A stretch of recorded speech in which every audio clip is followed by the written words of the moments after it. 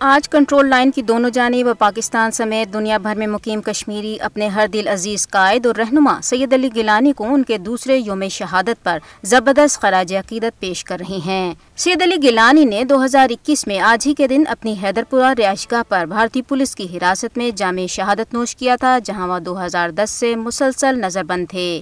سید علی گیلانی نے تنازع کشمیر پر اپنے غیر متزلزل موقف کی وجہ سے 2 دہائیوں کا عرصہ بھارتی جیلوں میں گزارا۔ سید علی گیلانی جموں و کشمیر کے پاکستان کے ساتھ الحاق کے سخت حامی تھے۔ انہیں پاکستان کے 73ویں یوم آزادی کے موقع پر تحریک آزادی کشمیر کی انتھک خدمات پر خراج عقیدت پیش کرتے ہوئے حکومت پاکستان نے نشان پاکستان جیسے قومی اعزاز سے نوازا تھا۔ ان کی تاریخ ساز شخصیت کشمیریوں کو بھارتی قبضے کے خلاف جدوجہد کے لیے ہمیشہ تحریک دیتی رہے گی۔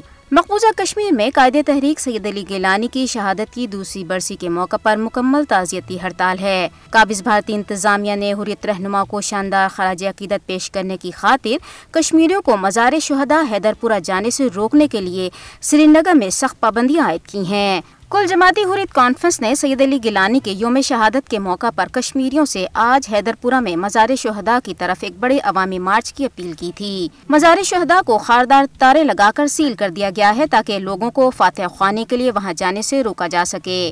تحریک آزادی کشمیر کے تئیں سید علی گیلانی کی خدمات اور قربانیاں اجاگر کرنے کے لیے کل جماعتی حریت کانفرنس آزاد جموں و کشمیر شاخ کے زیر اہتمام اسلام آباد میں سیمینار کا انعقاد، جبکہ مظفر آباد اور آزاد جموں و کشمیر کے دیگر علاقوں کے علاوہ یورپ بھر میں ریلیاں نکالی جا رہی ہیں۔ آزاد جموں و کشمیر کے وزیر اعظم چودھری انوار الحق نے بابائے حریت سید علی گیلانی کی برسی کے موقع پر اپنے خصوصی پیغام میں کہا ہے کہ سید علی گیلانی بہادری و استقامت کی علامت ہیں۔ ظلم اور جبر کے سامنے جب بھی مستقل مزاحمت کا ذکر آئے گا تو آئندہ نسلوں کو سید علی گیلانی کی یاد آئے گی۔ چین نے اپنے نئے نقشے میں اروناچل پردیش اور اقصائے چین کے علاقے کو شامل کر کے اسے اپنا حصہ ظاہر کیا ہے، جس پر بھارت کے مقتدر حلقوں میں تشویش کی لہر دوڑ گئی ہے اور مودی حکومت پر سخت تنقید کی جا رہی ہے۔